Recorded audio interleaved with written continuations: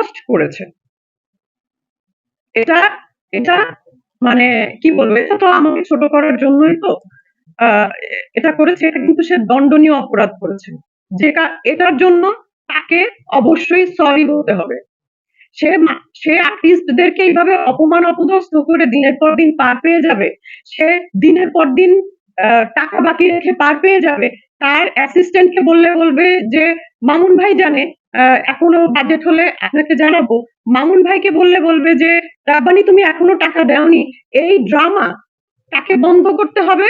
সবার পাওনা টাকা দিতে হবে, আমার টাকাও দিতে হবে, যারা টাকা পাবে তাদের টাকাও দিতে হবে। এবং সে যে মানে বেআইনি একটি কাজ করেছে আমার পারমিশন ছাড়া, ওখানে যে আমার স্ক্রিনশট গুলো পোস্ট করেছে মেসেঞ্জারে, এই জন্য তাকে সরি বলতে হবে।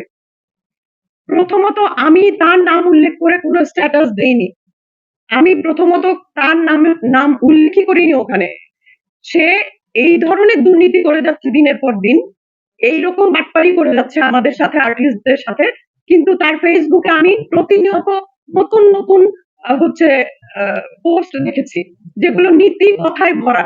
আমি আমি যদি যেমন কাজ করব, আমার স্ট্যাটাস, আমার কথা, তার সাথে যদি আকাশ আর পাতাল পার্থক্য থাকে, আমরা যারা ভুক্তভোগী তাদের তো আসলে এটা সহ্য হবে না।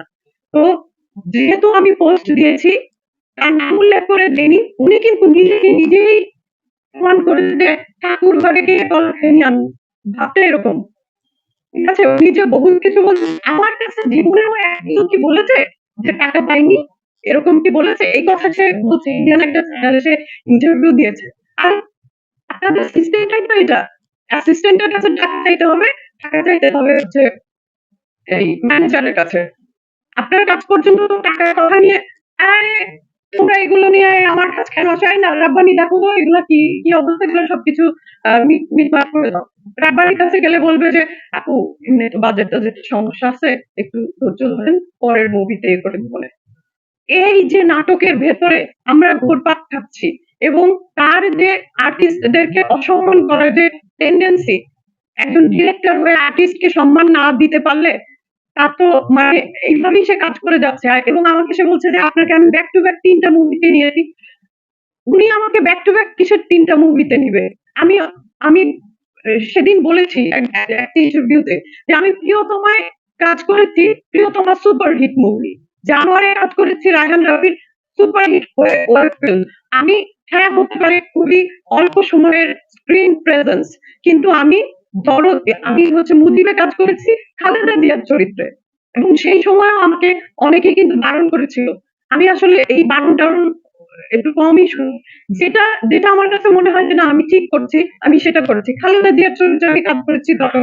তো আমি এই যে প্রজেক্ট গুলায় কাজ করছি, আমি কি হাতে পায়ে ধরে কোন ডিরেক্টর বলতে পারবে যে তাকে রিকোয়েস্ট করে হাতে পায়ে ধরে তার সাথে কাজ করেছি? তারা স্নেহের জায়গা থেকে দেখেছে, আমার কোয়ালিটি দেখেছে, তারপরে দেখেছে যে একজন আর্টিস্টের যে গুণাবলী থাকা প্রয়োজন, সেই গুণাবলীগুলো এই আর্টিস্টের মধ্যে আছে।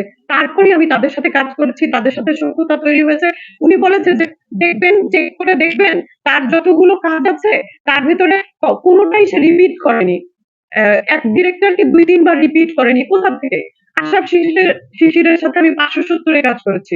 তার সাথে আমরা একটা সিনেমা বানানোতে কাজ করেছি। এছাড়া আরো ২ টা মুভিতে কাজ করেছি যেগুলো রিলিজ হয়নি। আমি এজন্য নামও বলতে চাচ্ছি না। তো এরকম তো সব ডিরেক্টরের সাথেই কাজ করা হয়েছে। সুযোগ হলে আবারও কাজ করব তাদের সাথে। উনার সাথে ৩ টা চলচ্চিত্রে পরপর কাজ করা হয়েছে। সুবিধাজনকভাবে আমার মতো আর্টিস্টকে সে খাটিয়ে নিতে পেরেছে বিনা পারিশ্রমিকে। ভাই বোনের একটা সম্পর্ক যেহেতু তৈরি হয়েছিল, চক্ষু লজ্জায় আমিও টাকা চাইনি। হ্যাঁ, সেইভাবে সে এইভাবে একটা সিস্টেম করে নিয়েছিল। কিন্তু সম্মানটা তো সবার আগে। এটা তার বোঝা উচিত ছিল যে এই মানুষটা টাকা নেয় না,